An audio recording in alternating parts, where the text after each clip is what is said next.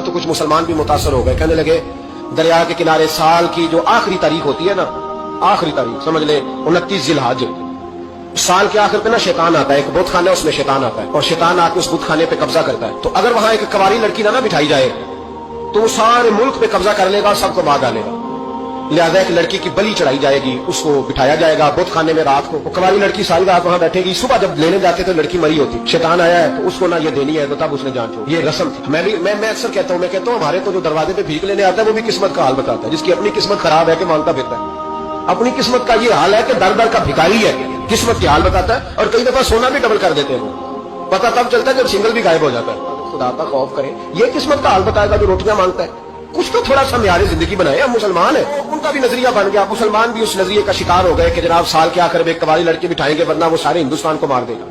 ایک حافظ ابو البرکات رحمۃ اللہ علیہ نام کے بزرگ ہوتے تھے اور سلسلہ عالیہ چشتیہ کے شیخ بھی تھے، لیکن اللہ کی قدرت یہ تھی کہ ان کے چہرے پر داڑھی اور مونچھیں نہیں آئی. کچھ لوگوں کے نہیں نہ آتے بال، کیا کہتے ہیں ان کو؟ کھودے. وہ ہمارا ایک لفظ ہے، بولتے ہیں پنجابی میں. ان کے چہرے پہ داڑھی نہیں تھی.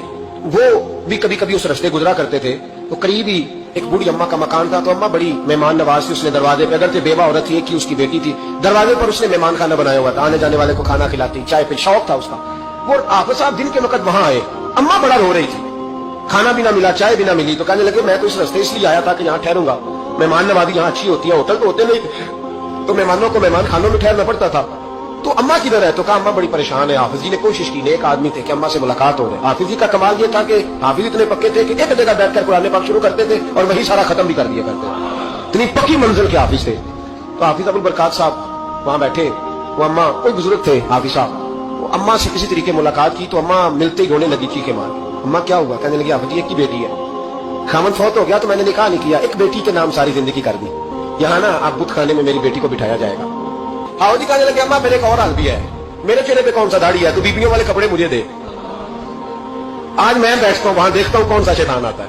عقیدہ مضبوط ہو نا. اقبال کیا کہتے ہیں ارادے جن کے پختہ ہو، نظر جن کی خدا پر ہو، تلاطم خیز موجوں سے وہ گھبرایا نہیں کرتے. کہا مجھے دو کپڑے بیبیوں والے، میں بیٹھتا ہوں. اماں کہنے لگی وہ شیطان واقعی آتا ہے، آج تک جتنی بچیاں گئی ہیں سویرے مردہ ملی ہیں. بڑی سمجھنے والی بات ہے، غور کرنا، جتنی گئی ہیں ساری مردہ آئی ہیں. تو حافظ جی آپ کو جب وہ شیطان رات کو دیکھے گا نا، آپ آئے ہیں تو آپ کے تو وہ زیادہ ٹکڑے کرے گا کہ اس نے دھوکہ کیا، مرد ہو کے عورتوں کی جگہ پہ آیا. آپ نہ گئے. حافظ جی کہنے لگے ٹکڑے میرے ہونے ہیں، آپ فکر نہ کریں. دریا کنارے بہت خانہ تھا. حافظ جی عورتوں والا لباس پہن کے وہاں بیٹھ گئے. حافظ صاحب کہتے ہیں 3 دفعہ میں نے رات کو باہر نکل کے دریا پہ وضو بھی کیا، ساری رات میں نے قرآن پاک پڑھا، اور جب فجر کا وقت ہوا تو باہر نکل کے میں نے اذان پڑھی. لوگ آئے تو میں نے جماعت کرائی. اور فرماتے ہندو مسلمانوں سب کو بلا کے میں نے کہا کہ اگر آج کے بعد شیطان نہ آئے تو ہندو کلمہ پڑھتے ہو سارے؟ انہوں نے کہا جی پڑھتے ہیں. فرمایا لو پھر میں بالکل صحیح سلامت آ گیا، کوئی شیطان نہیں آیا. کہتے ہیں سب ٹھیک ہو گیا. اب لوگ کہنے لگے حافظ جی بات تو آپ کی ٹھیک ہے، پر وہ بیوی کیسے مر جاتی تھی؟ جس کو ہم رات کو بٹھاتے تھے سویرے مردہ ملتی تھی، تو اس کو کون مارتا تھا اگر شیطان نہیں آتا؟ حافظ جی سمجھانے لگے کہ شیطان وسوسہ دیتا ہے پر زندگی موت اس کے ہاتھ میں، وسوسہ دیتا ہے، جتنی اس کو گنجائش ہے وہ کرتا ہے. کہا پھر وہ بیوی کیسے مرتی تھی؟ تو حافظ جی نے ایک بہت بڑی بات سمجھائی. کہنے لگے اصل بات یہ جس آدمی کو پتا ہو نا میں نے سویرے مر جانا ہے، وہ ڈر سے مر جاتا ہے. اس کو پتا ہو نا کہ میں یہاں مرنے آیا ہوں تو وہ ڈر سے ہی.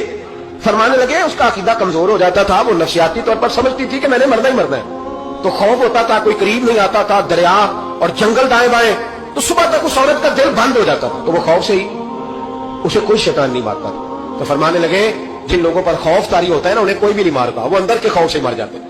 اندر کے خوف. بہت سارے لوگ ایسے ہیں جو نفسیاتی طور پر مر گئے، اندر کے خوف سے وہ لوگ مر گئے، اس لیے کہ وہ